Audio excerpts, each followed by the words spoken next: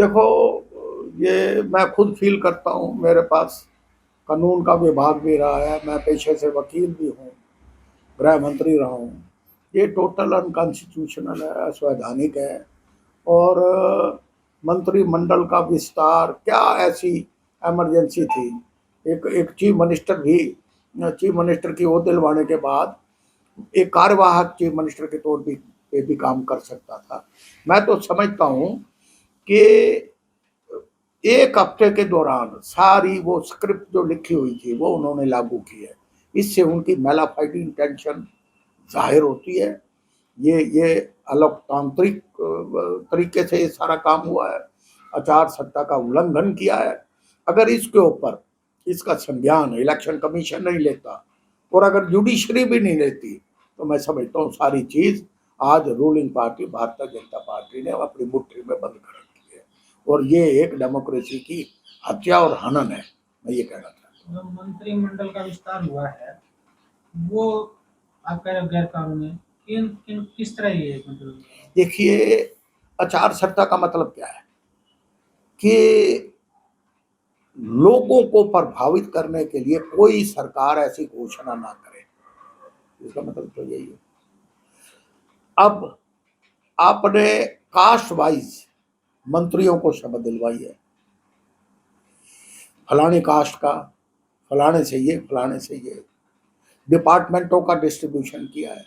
उसी हिसाब से लोगों को अपने प्रभाव में लेने के लिए उन्होंने इलाके वाइज, इलाके के हिसाब से, कम्युनिटी के हिसाब से, जाति के हिसाब से उन्होंने मंत्रिमंडल का चयन किया है, which is totally unconstitutional, illegal. और मैं समझता हूँ कि जिसने भी ये कोर्ट के अंदर रिट फाइल की है, अगर जुडिशरी पाक साफ है तो इनको पहली पेशी पे ही इनके एक्शंस को निरस्त कर देना चाहिए और हरियाणा विधानसभा को भंग करके चुनाव करवाना चाहिए। ये वही मुख्यमंत्री के लिए जो नायब सिंह सैनी बनाए हैं वो विधानसभा जो करना है उसको भी एक संवैधानिक आप बताया अब एक बात बताइए सीट कि लगाई जो है। गैर एमएलए है, जो एमएलए नहीं है और चीफ मिनिस्टर की वोट लेता है, उसका चुनाव 6 महीने के अंदर होना है। 6 महीने के अंदर अंदर वो एमएलए का चुनाव, कहीं से कोई सीट रिक्त हो और वो एमएलए का चुनाव लड़के विधानसभा में जाए। अब मुझे एक बात बताइए, विधानसभा के चुनाव को तो 5 साढ़े 5 महीने रहते हैं और विद इन 6 मंथ चुनाव करवाना होता है। उस वक्त करवा लेते। अब करवाने का फायदा क्या था? अब फायदा था, फायदा क्या कि मनोहर लाल खट्टर जी तो लोकसभा का चुनाव लड़ रहे हैं। वो आज से 15 दिन पहले चीफ मिनिस्टर थे, उनको सैनियों का फायदा हो। और करनाल विधानसभा से सैनी साहब लड़ रहे हैं, उनको पंजाबियों का फायदा हो, क्योंकि करनाल विधानसभा इज डोमिनेटेड बाई पंजाबी समाज, पंजाबी वोटर्स। वहां पर 2,500 से 3,000 वोट सैनियों के हैं। और पार्लियामेंट्री हल्के में करनाल में जो सैनी समाज के वोट हैं, उनका फायदा मनोहर लाल को मिल जाए। इट इज ए टोटल एक मंशा, भारतीय जनता पार्टी की एक ऐसी मंशा उजागर हुई है। अगर लोगों को समझ आ गई तो इनको देखना करनाल के अंदर पटकड़ी दे देंगे।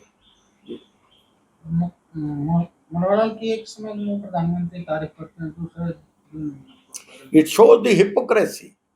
ये एक, मैंने तो पीछे इंटरव्यू में भी कहा है, ये तो फेयरवेल नहीं दी जाती। फेयरवेल जब देते हैं तो उसको, उसकी तारीफों के पुल बांधते हैं। चाहे वो टीचर, चाहे वो कोई भी रिटायर्ड ऑफिसर निकम्मा हो, हैं, उसको पेड़े खिलाते हैं, उसको बुके देते हैं, उसका सर पुचकारते हैं। अब देखा नहीं ये कितनी एक्टिंग की है इसने? नायब सैनी एक चीफ मिनिस्टर पाँव हाथ लगा रहे हैं। ये भी स्क्रिप्ट में लिखा हुआ था कि आपने पाँव हाथ जरूर लगवाने हैं, क्योंकि मनोहर लाल खट्टर पंजाबी समाज से उनका लाभ लेना है, वोटों का लाभ लेना। अरे नहीं, ये तो सुपर चीफ मिनिस्टर है। सुपर चीफ मिनिस्टर कहां से है? अरे आपने जिस तरीके से उनको हटाया, इससे बड़ा अपमान कोई हो ही नहीं सकता। आप मेरी तारीफ करो और सुबह मुझे जंगल में जाके छोड़ आओ, ये तो ऐसा काम हुआ है। मैं समझता हूं इस बात को। और ये नायब सैनी एक बार आपने पांव हाथ लगा दिया, अरे काफी हो गया, जाने दो यार, है फिर पांव हाथ लगा रहे हैं, वही पांव हाथ लगाते हुए दिखाए जा रहे हैं। सुपर चीफ मिनिस्टर हैं खट्टर साहब।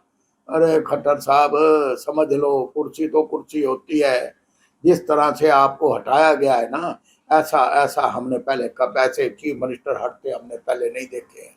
मेरे अंदर तो दर्द है इस बात का। करनाल से चुनाव लड़ रहे हैं, लड़ ले, मैंने तो कहा है कि मुझे लड़ाओ, मैं इनको एक्सपोज करूंगा, लेकिन अब पार्टी पार्टी पार्टी तो जो करेगी करेगी।